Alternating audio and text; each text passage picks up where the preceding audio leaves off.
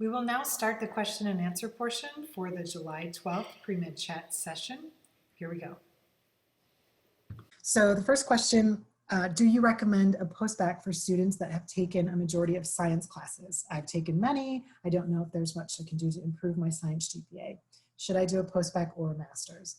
So first of all, if you need to show more achievement or a better track record in science course performance, then you have to take some science classes to do that. It's not so much about improving your total GPA, because there becomes a point where you have so many credits that it's really not going to move the needle that much. But you will have on your AMCAS application a specific GPA for postback coursework and a specific GPA for graduate coursework. So improving the most recent courses that you've taken and showing that upward trend or what your most recent performance has been is what the committee is going to focus on, especially in holistic review.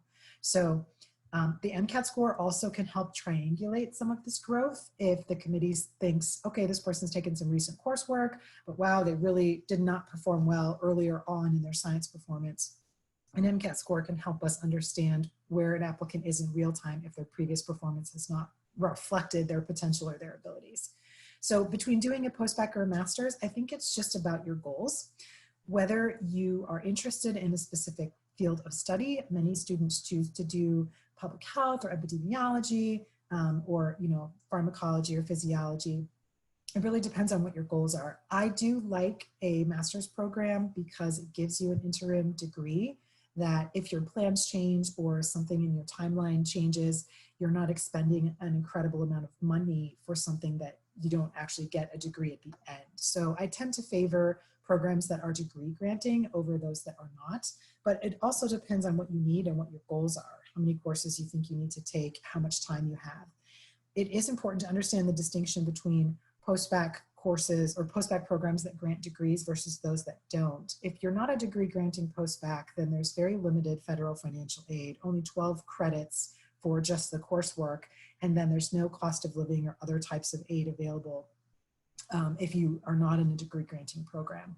So talk with someone in financial aid about those differences and sort of weigh the pros and cons of degree granting programs that are master's level versus just do your own postback. It can also depend on how long your academic history is so far and what types of classes you might feel that you need to take to demonstrate to the committee your preparedness. So for example, if you've taken some postback classes and you've done okay, but you're not really showing like a really strong consistent trend, then you might want to do a master's program to really show, hey, I stepped up, I'm doing this full time. It is important as part of this journey to also think about setting yourself up for success. So some of the students that I've counseled before have tried to work and go to school all through undergrad, and their performance has not reflected their potential or their ability to achieve.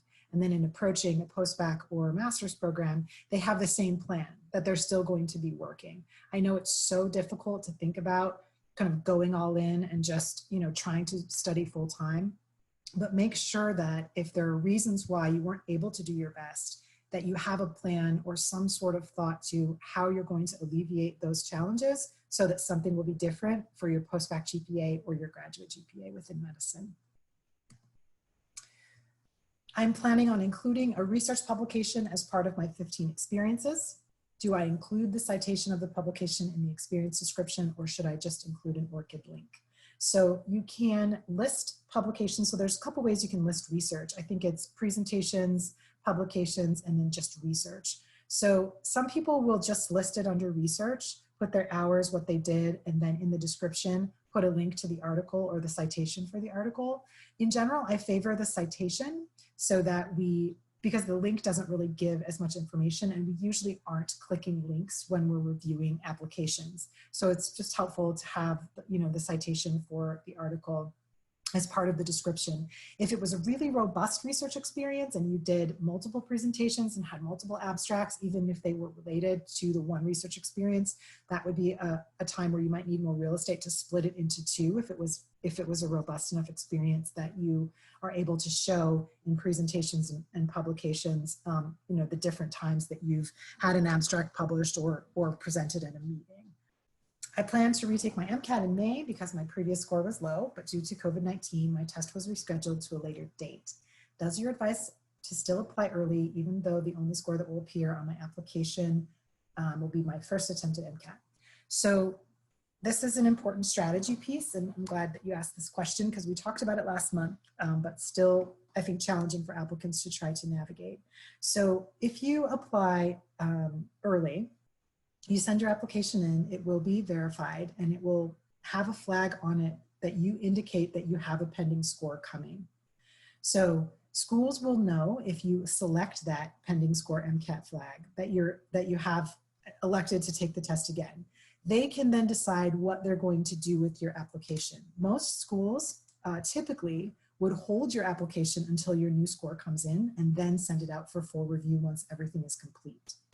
This year, many schools are choosing to move files forward and are not holding them because of MCAT. So it's going to depend on the school, but in general, if you're serious about applying this cycle, you're going to move forward no matter what, then you can certainly send your application in early with and just check. It'll ask you like, do you have an MCAT scheduled? And you can check yes, and then select the MCAT that you have scheduled. Once your score comes in, your file would then move forward in whatever process the school has. If you do not check the MCAT pending score box, then your file will just move forward and schools won't have any way of knowing to expect another score from you. So that will mean different things at different schools with their process, but it's up to you whether you want to initiate that or not.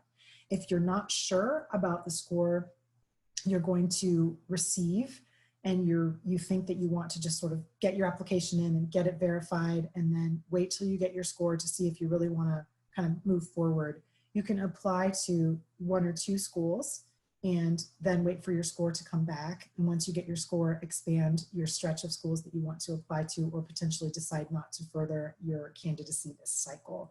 That way, your verification time, which can be up to 8 weeks, will be shortened. And then once you get your score, you'll be able to, send that to more schools if you choose.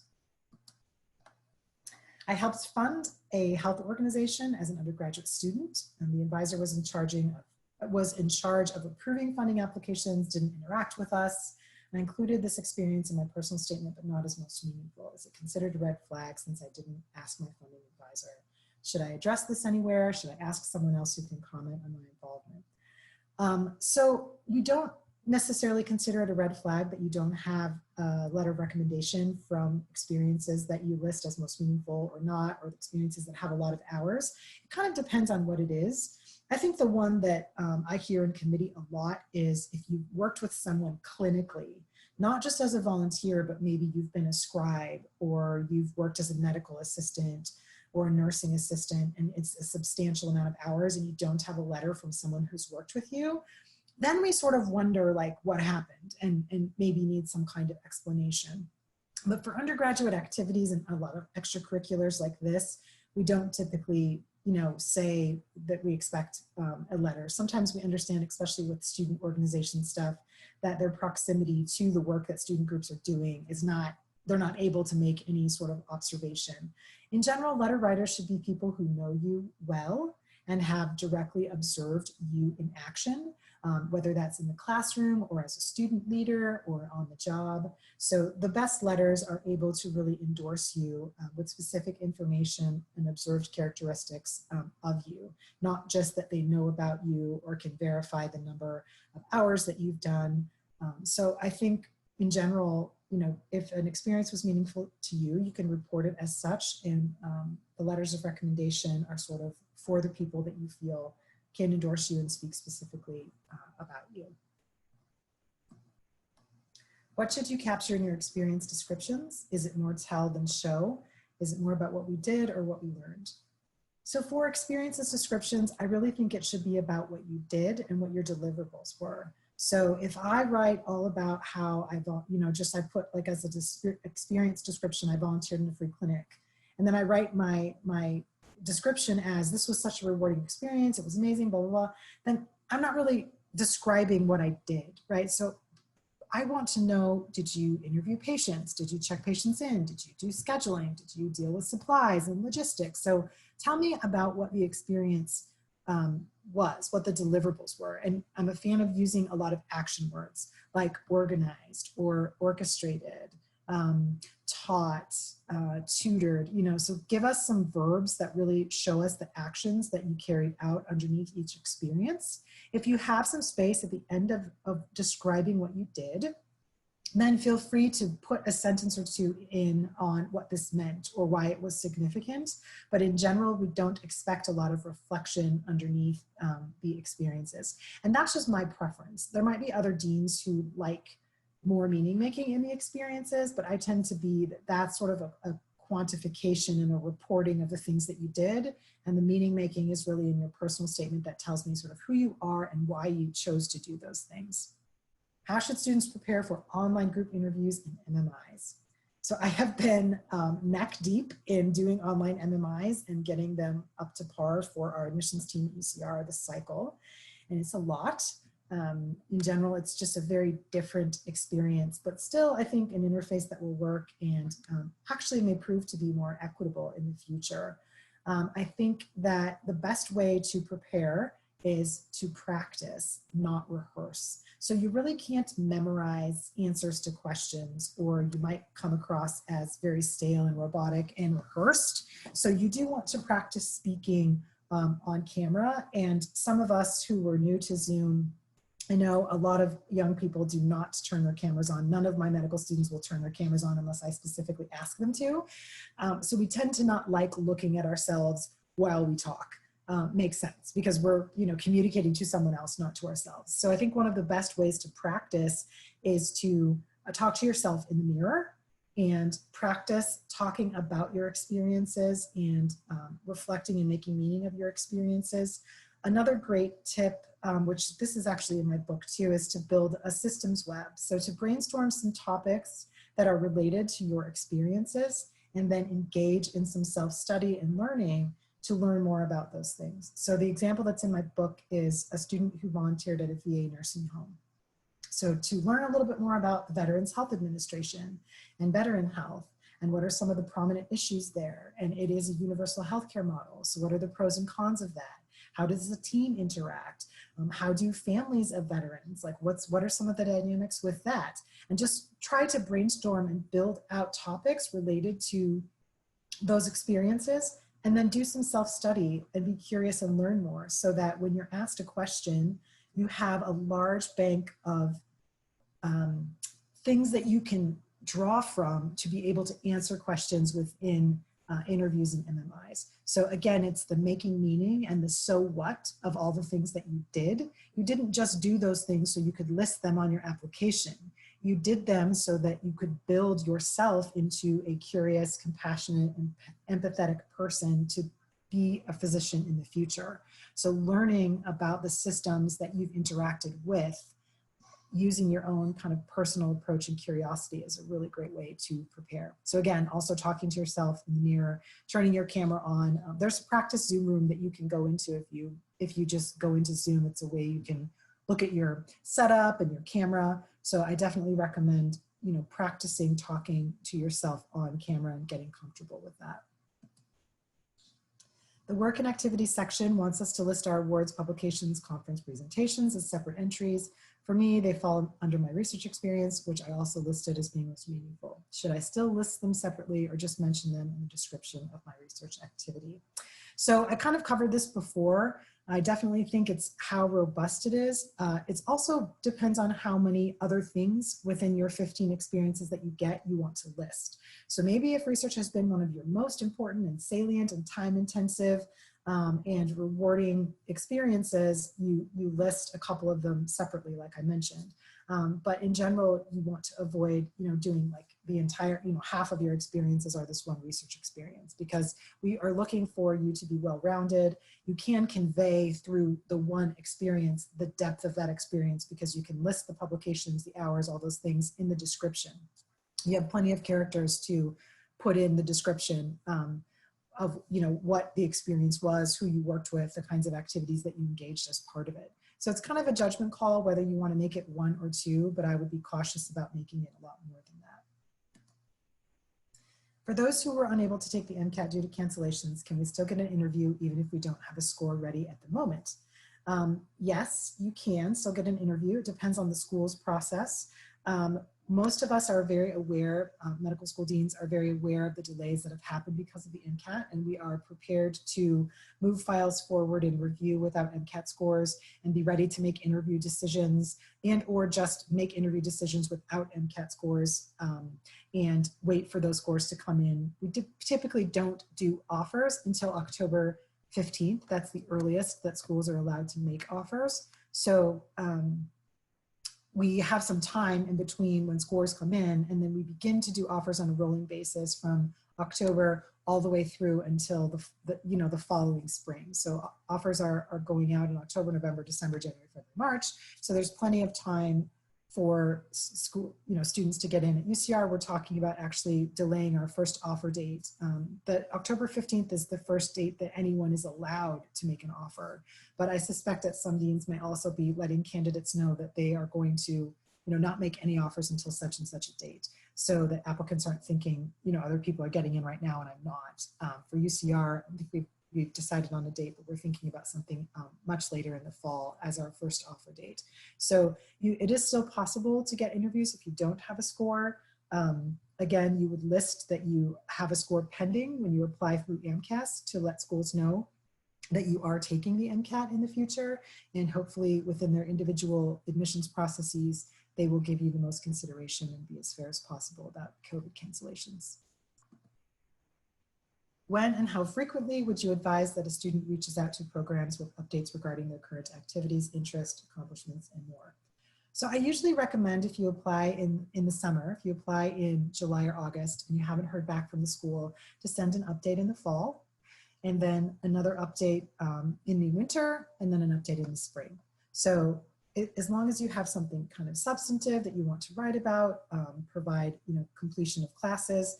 You also are required, if something changes in your application with regards to courses that you listed as in progress, or if you receive any sort of disciplinary action, or you go on leave, or you decide you're not going to finish your degree, those are things that you're required by the AMCAS agreement to let the school know within 10 business days.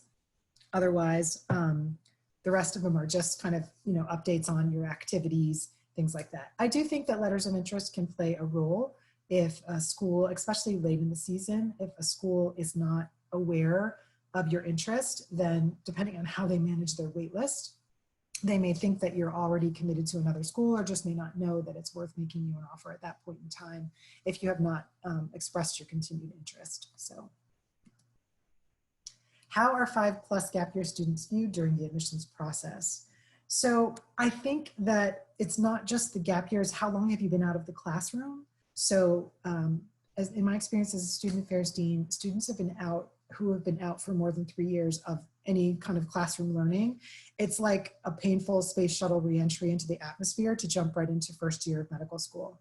So I do recommend, if you've been out of the classroom for a long time, that you take just 1 or 2 classes, even if you have to do them like distance learning or online, just to show that you're kind of getting back into the swing of the classroom. Maybe you've maintained 1 foot in kind of learning through either language learning or doing, medical Spanish or medical Polish, any of those types of learning activities, that helps. Obviously the MCAT score is also kind of an important measure of in real time, how are you performing in the areas that are supposed to predict your performance in the first 2 years of medical school, which is the basic science years. So it really depends on the applicant. It's not necessarily bad, but for some schools, depending on what their experiences might have been with returning students or students who've been out, they'll definitely take a look at that. It also kind of depends on what your previous performance was and what your MCAT score is as well. So this would be a good question to ask the admissions counselors at the medical schools that you're applying to, whether or not it's good to just take 1 or 2 classes in from when you're applying. Even if they're just in progress when you submit your MCAS application, the committee will typically see, oh hey, I'm taking a class. You could also put on your secondary application, if it says, is there anything else you want us to know about you? Are there any further things that you want to make the committee aware of? You could list, I'm taking a couple classes this year just to kind of get back in the swing of being in the classroom. But in general, it's not necessarily a bad thing. I think it's pretty specific to the applicant how you might want to handle that. How do medical schools look at students who have a transaction notation for cheating in the past? Or transcript notation. Is it a deal breaker? Do you think a student can come back from it and still get into medical school? I think it depends. For institutional actions, it's just really tricky.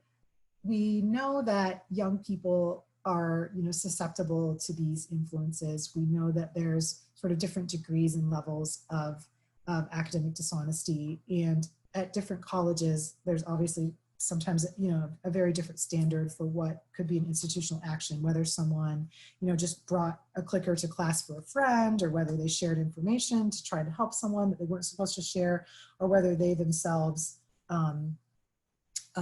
engaged in, getting information or cheating. I have seen students still get in. I think it's about the maturity and growth that you're able to demonstrate since that time. Typically, it ends up being a little bit further from the application date that committees tend to kind of forgive that and move it forward. We do want to know what you've learned from the experience and that you've taken full responsibility for it. The institutional action explanations that I tend to not support are the ones that don't really admit wrongdoing, right? Well, there was some ambiguity and the TA didn't say it, I just wasn't aware that we couldn't, do this. And so I shared my notes with someone, and then turns out that got us in trouble, and, I never meant to do this, rather than taking that radical ownership, right? Like, I should have paid more attention. I should have, looked at the requirements for the class. I did this, and even though I didn't intend to, it was still cheating, and blah, blah, blah. So taking some responsibility is important, and what you've learned. I read one a couple of years ago where a person had shared information with someone that was struggling, and they weren't supposed to be sharing. I think it was like a lab report or something. And they actually wrote about how, even though they really wanted to help someone, they needed to have better boundaries, and that integrity wasn't just about they themselves doing something that was dishonest. It was also about them recognizing, facilitating dishonesty in someone else. And so that came across as a very mature and appropriate growth response from an incident like that. So I think that's a difficult thing. We do see them from time to time. Institutional actions usually cause some sort of delay in the application, because we might be sending them to a separate committee for them to be ruled on. And if we say this is minor, this application can move forward. Typically, the application just moves forward as any other. Or if it's something that the committee feels really disqualifies someone from candidacy, then the application might be slated for no further action.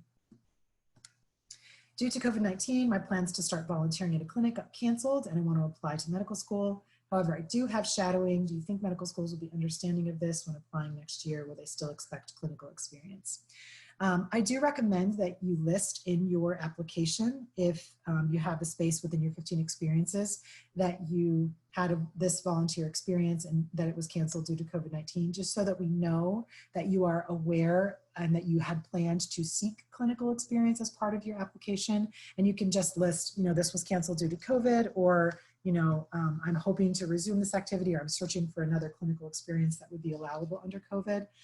We are going to be more forgiving of students not being able to get clinical experience, because our medical students even got kicked out of clinics. And even now, as students are getting exposed and having to self-quarantine for 14 days, we're trying to figure out how to make up the lost learning time, even for students who are in medical school. So we know how serious it is out there, and that there's going to be a big impact on pre-med students being able to get clinical experience. So how can you demonstrate that you know what you're getting into? Which is sort of the purpose of clinical experience, right? We want you to understand what a doctor does, the kinds of decisions doctors make, what the healthcare team looks like, what some of the challenges might be, and kind of the everyday routine of clinical life. So another way that you might be able to get that is to read some books. There's a lot of physician authors out there. You can read books, How Doctors Think, or I know Atul Gawande has written a lot. He's a surgeon. His is called Complications. There's one by Pauline Chen called Final Exam. So try to do some reading and get a little bit more of a perspective about the clinical world if you're not able to really enter that directly. You might also explore how you could volunteer and get some clinical experience through supporting telehealth, or doing something like, virtual scribing, where you're listening to what's going on, or you're sort of Skyping in, but you're not actually in the clinic. There might be some creative ways to think through being able to get the clinical experience and exposure without being there in person. How do I constructively evaluate my essays before submitting? While pre-writing, what should I take into consideration? How do I avoid sounding cliche? If I'm in the process of working towards a significant goal, but I've not attained it, do I mention it on my application? So constructively evaluating essays, I think that's important. I've created a personal statement feedback rubric that I think is helpful, and it will be published in my book. I can try and send it out to the folks who, I can actually, let me see if I have your email from submitting this question. I think that it's evaluating it for what's the overall feel, what is the takeaway. In pre-writing, take into consideration what your unique characteristics are, what you feel that you bring to medicine by virtue of your experiences that will really stand out to a committee, the kinds of things that you've personally learned. Writing an effective personal statement actually begins with choosing experiences that you're passionate about that are related to who you are and the change that you want to make in the world.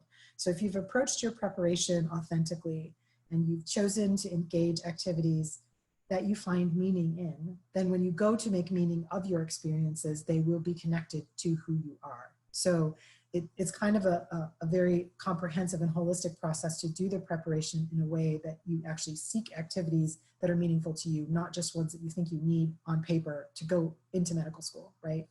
And if you're working towards a goal and you haven't attained it, I think it's fine to mention it on your application. You might mention it in your personal statement, or you might list it as something that you're doing, like if you're training for the Iditarod, or you're planning on climbing Mount Everest or something. If you're dedicating hours and time toward that pursuit, it's something that you certainly could mention on your application.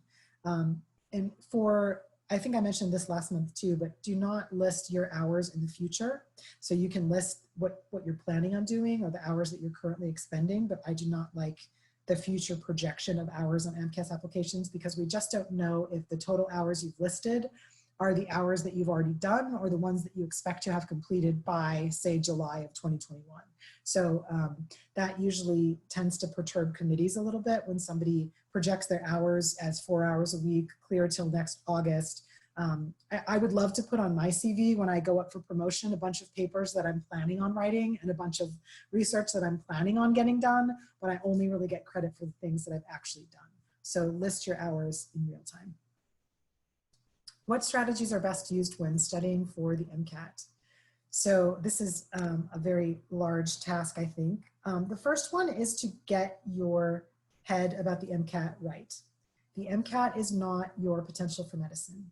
The MCAT is not your value as a person. The MCAT is not something that is going to tell committees whether you're worthy of being a physician or not. It is a measure of how you take standardized tests and a measure of some basic science concepts that are deemed to be important for the first 2 years of medical school. So the first thing is to keep the MCAT in its place, right? And this is sort of how I take tests and a summary of how I can show through this standardized format what I've learned in basic sciences. So I think having enough time and creating a study plan and sticking to it is important. This is a really great skill to build because you will need it when you take your licensing exams in medical school. You'll need it for step 1, and you'll need it for step 2, and you'll need it for step 3 in residency. So creating a study plan, doing an assessment of what areas you need to focus on, beginning with your weak areas first, spending the most time on the areas that are your weakest, not just doing the areas that you're doing well at because it feels good to get those higher scores. I do recommend breaking it down by section so that you can focus on specific areas even within section that need to be augmented. I think that a longer study period with a little bit of time per day is more effective than cramming for 3 weeks with 8 hours a day. The way our brains work and synthesize information, there's a lot of learning literature about what we call interleaving, which is leaving subjects and then coming back to those subjects. So 4 hours a day for 6 weeks is better than 8 hours a day for 3. Gives your brain much more time to synthesize and create those connections that are going to be long lasting and really help you be effective. Plus, you're also wanting to learn these things and shore up your foundation to be able to set yourself up for success in those first 2 years of medical school when you're going to be engaging in the preclinical, basic sciences type curriculum. So I think another important thing about the MCAT is to make sure that you did create a study plan and you did stick to it so that you can feel confident when you go and you sit down to take the test. I think the confidence piece is a big one, and students tend to be very susceptible to stereotype threat and self-doubt. Going into the testing center can be a really intimidating experience. So just giving yourself a really good timeline and making sure that you're ready to take the exam when you sit.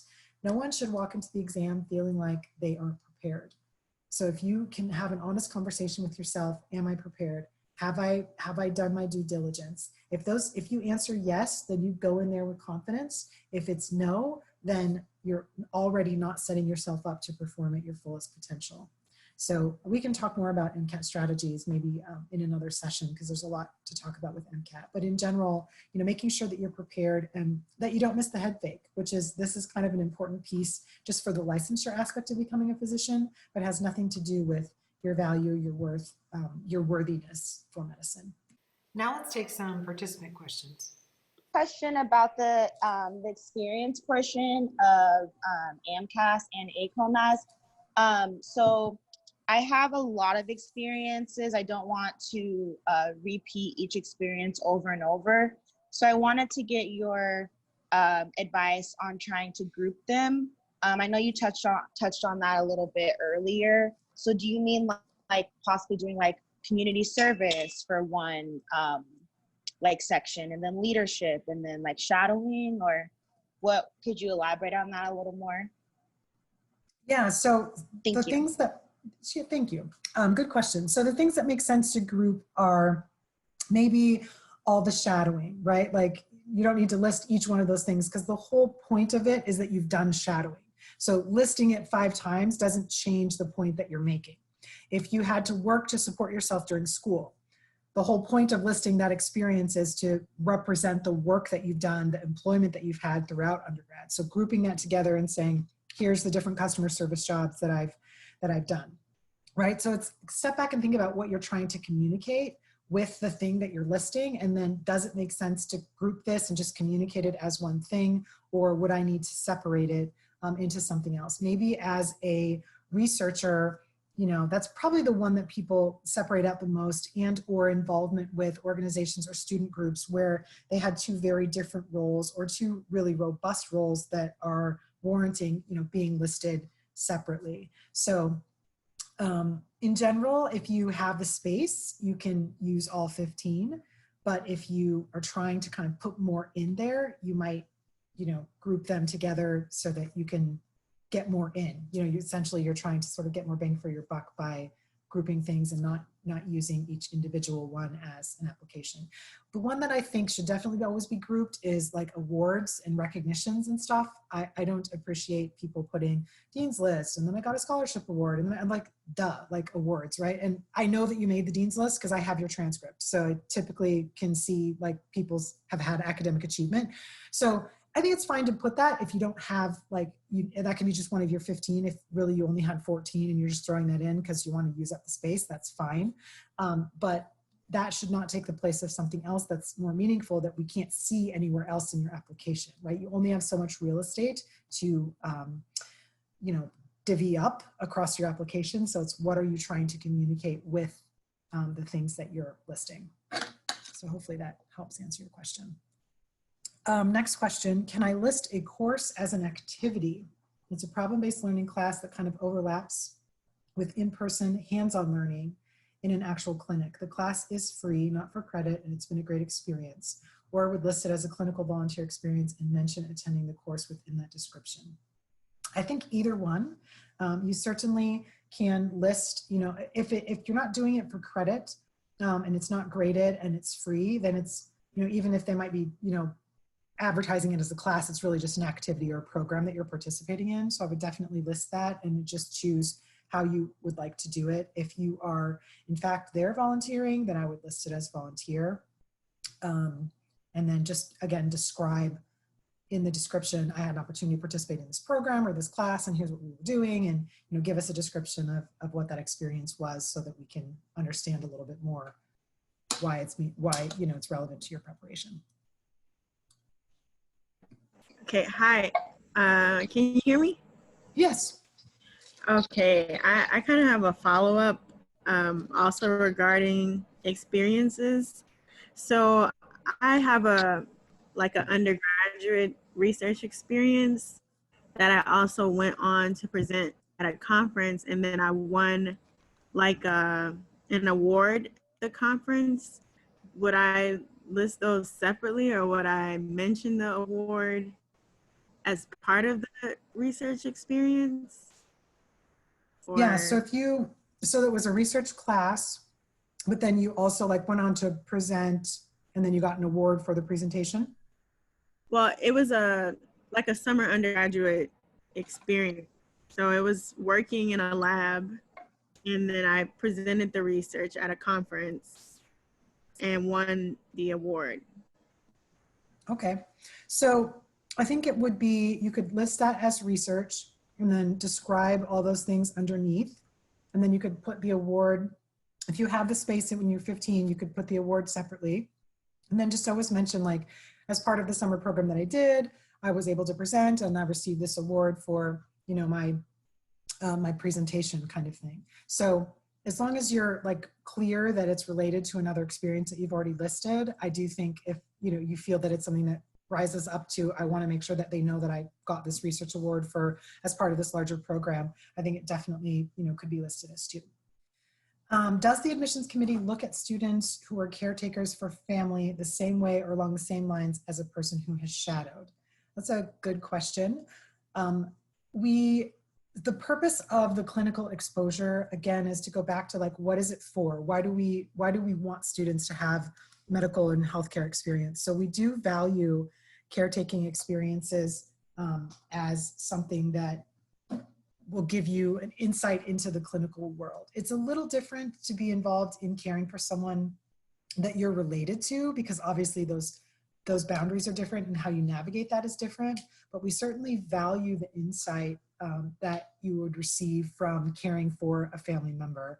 Understanding the role of the physician-patient communication, what the impacts on the patient side are from physician interactions is important. So if you have a chance to do some shadowing or to do additional exposure, that would be great.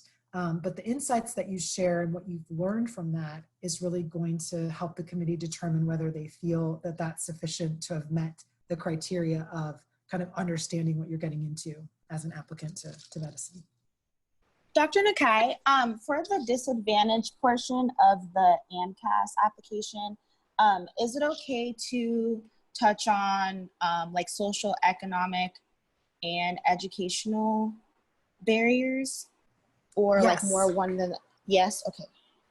Yes, so it will, I think the prompt in AMCAS is to say how you are, socially, educationally, economically disadvantaged, and students will put all sorts of things in there. The disadvantage statement is it's not a quantitative thing per se, it's just more of a qualitative answer. So applicants can say yes or no and can put whatever. Some people might list, I grew up in a military family and I moved around 25 times, but from the ages of X to X, or students might list that they've dealt with a chronic illness and that's impacted their progress, or issues like not having health insurance or inadequate income support, housing instability, family dynamics, or different types of challenges with violence or substance abuse in the home. So all of those things can be listed in a disadvantage statement. And again, it's sort of what you would want the committee to take into consideration in assessing you within context. So it does help us understand some of the challenges that applicants have faced en route to their preparation, and that's kind of the purpose of having it there. If you write your disadvantage statement very, very factually around, like, here's some of the, I went to a high school that was underperforming, I arrived at college, I didn't, wasn't prepared for college, here's some of the ways I struggled. I think it's completely fine. Some schools will use this in their admissions process in different ways, more than others. So as long as you write it factually and you're sharing from that perspective, it won't hurt your application. But just in my general experience with like writing personal statements for scholarships or whatever, sometimes I've gotten the feedback that I'm not focusing enough on like my strengths and what I'm bringing to an experience. So what would you say a general rule of thumb for like balance between the two would be? I think it's hard. I mean, we don't want to narrate everything and have it be all about how, like, I work with this doctor and she's so amazing and here's all the great things that this doctor does and I want to be just like this person, because then we don't learn anything about you, right? We learn what you value in someone else, but not anything about you. So I think it's helpful to try to put yourself into that scenario of, again, what insights or strengths, things that you've learned from your experiences that help us understand how you do those things. In the example I was talking about earlier with one of my students who's going into pediatrics, her saying, I really want to help address structural language barriers. And, she gave an example of talking to the father of a chronic cardiac patient who was just very devastated that his daughter was a transplant candidate. She'd been born with a congenital heart defect. And she just said, it was really great to be able to talk to this patient. I felt like I alleviated some of his pain or some of his burden.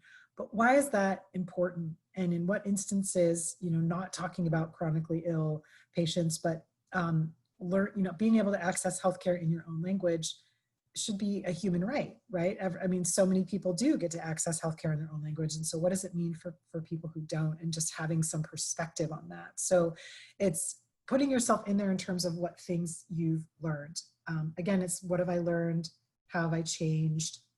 How do I do this differently or think about this differently than someone else might? Or how have my experiences helped me to approach this in a different way? So I will send out the personal statement feedback rubric too, the pre-writing and the feedback rubric. Those are going to be in my book that's coming out, but I'll send it out to you guys. Or I know you gave like the list of questions just now of like what we should reflect on. Is that like more important, or do you think we should also try to bring in those like 15 like core competencies into our application? Yeah, that's a good question. So I think the core competencies are really like a tool for self-assessment, to be able to look at each one of those and say, where in my preparation journey have I engaged or given myself an opportunity to demonstrate this? So we don't need applicants to connect those dots for us by saying like, here's how I've met the professionalism competency. Here's how I've met the communication. Like, we don't need you to walk us through quite that specifically, but I think they're a great tool for self-assessment to look through each of them and say, how have I shown that I demonstrate this? And where in my application is the evidence for the demonstration of this competency? Have I described it adequately? Have I covered enough experiences? And self-assessment, I think, is an important tool in applying. I mean, a lot of times when I do reapplication reviews, it's really the first self-assessment that applicants have done. And so they're able to step back and say, oh, well, I guess I didn't have this and I didn't have that, right? So students tend to say like, I just made a plan. I made a timeline. Here's what I'm going to do. I'm going to do this, this, this, and this. And then they do it and they come up short, and then they do a self-assessment, right? So I think it's really wise to do a self-assessment on the front end before you submit the application, before you decide that you're finished preparing. Being qualified and being prepared are not necessarily the same thing. And the beginning of medical school is the beginning of this professional journey. So I do think it's a really great point to bring up, to look at those areas and do a good self-assessment of your application on the front end. My recommenders, one of them expressed to me that they think my application is very research heavy, and that I look more like a PhD applicant, basically. So how can I kind of reconnect connect the dots to my motivation for medicine.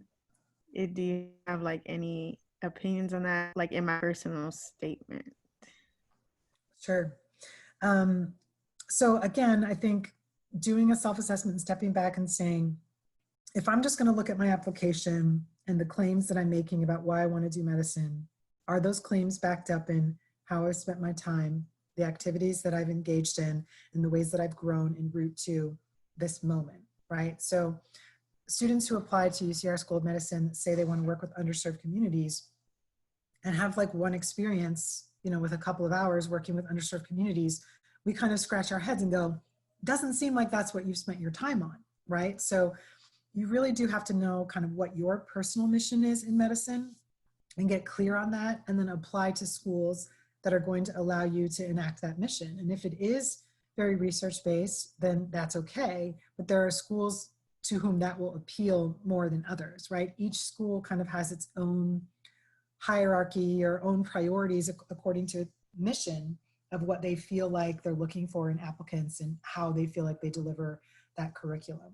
So I would look at the experiences that you've engaged and again, do the inventorying and the meaning making for yourself. And hopefully you've engaged experiences that you personally care about and are passionate about, so that when you go to write about those experiences, they will be connected to who you are. So if you love music, hopefully you've done some things that demonstrate your passion and love of music in a way that it connects you with other humans, ways that it's a universal language that we all appreciate. You know, a huge part of anyone's culture, no matter what it is, would be music. Or if you love art, or if you love sports, or, you know, there's just so many things that we can bring with us into the jobs that we do that help us enact that really authentically. So I'll give you an example. For me, applying to a student affairs job, there might be really generic questions about in your cover letter, you know, address why you think you're a good candidate for this or what's important to you. So I would include in my cover letter for a student affairs job things that I'm passionate about, that I'm passionate about equity, and that I'm passionate about structural justice and anti-racism. I would include that I really think wellness is huge in the experiences that I've had with students and wellness, specifically mental health for medical students, and some of the challenges that I've experienced with students, working with students over the years, and why I think well-being is important. And not just that I've had these experiences, but what are the things that I believe we need to do differently as leaders in student affairs to make sure that students are okay. So I would give some of my ideas or some of the things I've learned about being proactive, about the stigma, about our culture that we tend to not cultivate, right? So these are also things that are just personally important to me based on my family and my identity. I am an avid exerciser. I try to, you know, cook healthy and eat healthy. I did a healthy cooking class over Zoom for some of my med students a couple of weeks ago and taught them how to make this really easy, cheap and simple plant-based meal that can go in the freezer. And, you know, I do these meal prep classes for my medical students as part of like who I am as a student affairs dean, right? So hopefully we bring our authentic selves into the work that we're doing, and that can come through. And that does two things. It helps you be consistent between your application and your interview, because the person they meet when they interview you is going to be consistent with the things that you've written. And it ensures that a school won't choose you for something that you're not. And I think that that's important. I don't want a job where I can't be a student affairs dean that cares about equity. So I will put that in my cover letter, and if it turns off the school, then they did themselves a favor by not calling me, right? So it's hard as an applicant, because I know that we all just, you know, you want that job and you want to do well. And students tell me all the time, I just want to get in anywhere. I just don't care where it is. But really you do want and deserve a school that is the right fit for you, where you can really thrive and be your authentic self. If you talk about something in your personal statement that you didn't list in your experiences, is that like confusing to committees? Yes. Like, does it make you seem contradictory? Yeah. So I do think what the experience is. Perhaps it's something to do, like, I'll give you an example. So I work with undocumented students. Somebody might talk about in their personal statement being undocumented and how that's impacted them for years. That's not really an experience that they could list as one of their 15. They might have mentioned it in their disadvantage statement. They might not have. They might not have not wanted to focus on it as much in their disadvantage statement as in their personal statement, if it's really related to their motivation for medicine. If it's something to do with, you did the P-score and you didn't list it on your application, it might be because it was a really long time ago and there were more recent experiences that you wanted to focus on, but you wanted to call attention to this as something that was shaping. So it just depends on what it is. And just know that when we look at applications, we look at them in their entirety. So we will read your AMCAS and all the components of your AMCAS. We will read your supplemental for our school and all the components of your supplemental. We will read your letters of recommendation, and then we will kind of move forward and think about making a decision for interview. Some schools don't look at letters until later. I mean, letters kind of come into play at various points in processes for schools. But the bottom line is we do look at every single component in its entirety and then all together. So it's more like a constellation of you as an applicant, not just any one thing. So when you look at your application and do your own review, look at it in that same way, sort of all at the same time. What sort of story does this tell? And am I being consistent in the messages that I'm sending about what my goals are and who I am? Thank you for joining me for this pre-med chat. I'm Dr. Sunny Nakae. You can find me at premedprepadvice@gmail.com. Looking forward to my book coming out in November. Thanks. See you next month.